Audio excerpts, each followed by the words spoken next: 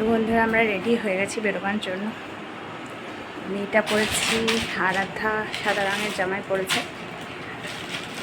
তো মোটামুটি রেডি, চলো বেরোই, তারপর দেখা হবে। বাবু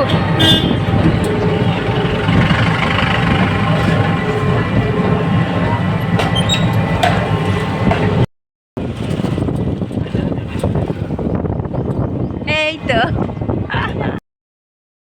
আমরা টোটোপুর স্টেশনে পৌঁছেও গেছি, আর আমরা চলে এসেছি বোলপুর স্টেশনে। আমরা যাবো এখন হচ্ছে বলগোনা উজ্জ্বলের শ্বশুরবাড়ি, কারণ সেখানে আছে মনসা পুজো। তো আগের বছর এখানে গেছিলাম, ভিডিও আছে ক্ষীরগ্রামের, তোমরা যারা দেখোনি তারা চেক করে নিও। আর যে আমরা যাচ্ছি 2 নম্বরে ট্রেন ধরবো বলে, আর এখন 7:30 লোকালটা ধরবো একদম এখান থেকে বর্ধমান থেকে আবার বলগোনার ট্রেন নেবো। এখানে বসে আছে, একজন আসবে বলে, একটা দাদা আসবে বলে, তো অলরেডি তারপরে চলেও এসেছে। টিকিট কাটাও আমাদের হয়ে গেছিলো। ট্রেনে ভীষণ ভিড় ছিল, একটুখানি বসার জায়গা পেয়েছিলাম। এই দেখো একটু জায়গাতে বসেছি, বাকি সবাই কিন্তু দাঁড়িয়ে আছে। তারপরে আমরা বর্ধমানে নেমে যাই। বর্ধমানে নেমে যে ট্রেনটা ধরি তাতে কিন্তু সিট পেয়ে গেছিলাম। 8 নম্বর প্ল্যাটফর্মে আমাদের জন্য ট্রেন ছিল। তো ওখান থেকে বলগোনা যাওয়ার ট্রেনটা ধরে নিয়ে আমরা, আর ওখানে উজ্জ্বল আমাদের জন্য আগে থেকে অপেক্ষা করছিল, কলকাতা থেকে এসেছে। সেদিনই আমাদের সাথে একসাথে গেল। আর ওখানে আমাদের একটা পিসির বাড়িও আছে, তো সেখানেও যাব। চলো দেখাচ্ছি, তোমাদের সবটাই দেখাবো। আর এই দেখো ট্রেনে উঠেও গেছি, চেপেও গেছি, আর সবাই মিলে ওই একসাথে হলে যা হয়, গল্প মজা হাসি, খুব এনজয় করলাম। এই 3টে দিন ভালোভাবে কেটেছে।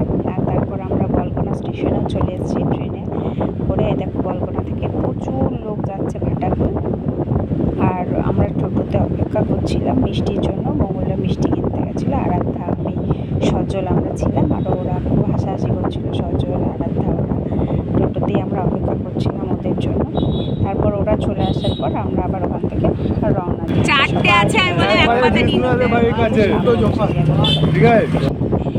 তারপরে দেখো আমরা রাস্তা শুরু যাওয়ার জন্য বলগোনা, প্রায় আমরা কাছাকাছি চলেই এসেছি।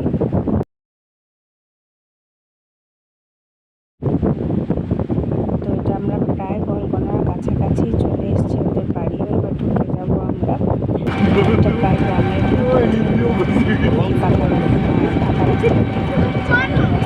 তাতেই আমরা পৌঁছে যাবো। এই যে পিসির বাড়িও আমরা চলে এসেছি। প্রথমে পিসিদের বাড়ি এসেছি, পিসিদের বাড়ি দেখা করে হাঁটা পথে 2 মিনিটের পর চলে শ্বশুর বাড়ি চলে যাবো।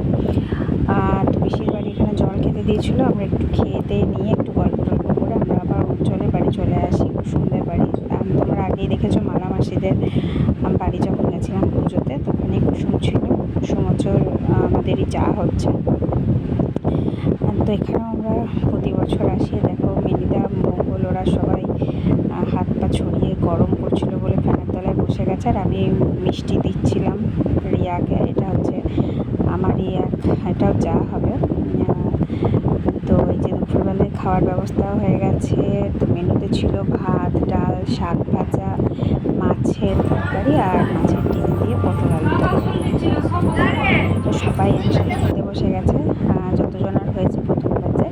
আর আমি আর দিদিরা পরে বসেছিলাম, পূজা দিয়ে কুসুম, আমরা একটু পরে খেতে বসলাম। তো সবাই মিলে একসাথে খাওয়া দাওয়া করে আবার বিকালের জন্য তৈরি হচ্ছিলাম। বিকালে আনন্দ কী হবে, কোথায় যাব, তার সব গল্প চলছিল। আর এদিকে ভাত খাওয়া দাওয়াও চলছিল। তো তারপরে দেখো আমরা দুপুরবেলা করে বেরিয়ে যাই একটু ঠাকুরের পুজো দেখতে। হ্যাঁ, প্রায় খাওয়া দাওয়ার পর 2:30-3টার দিকে ওখানে চোট দেখতে যাই আমরা। তো দেখতে পাই না, কারণ এতটাই ভিড় ছিল। তো কিছুটা ওখানে দাঁড়িয়ে পুজোটা দেখে আমরা ওখান থেকে আবার বংশর শ্বশুরবাড়ি, রিয়ার বাপের বাড়ি চলে যাই ওখানে দেখা করতে। তো এটা এখানে বলির হওয়ার জন্য যে পাঠাটা ছিল বা ভেড়াগুলো ছিল, তাদেরকে নিয়ে যাওয়া হচ্ছিল। সবাইকে নিয়ে যাচ্ছে, আর আমরাও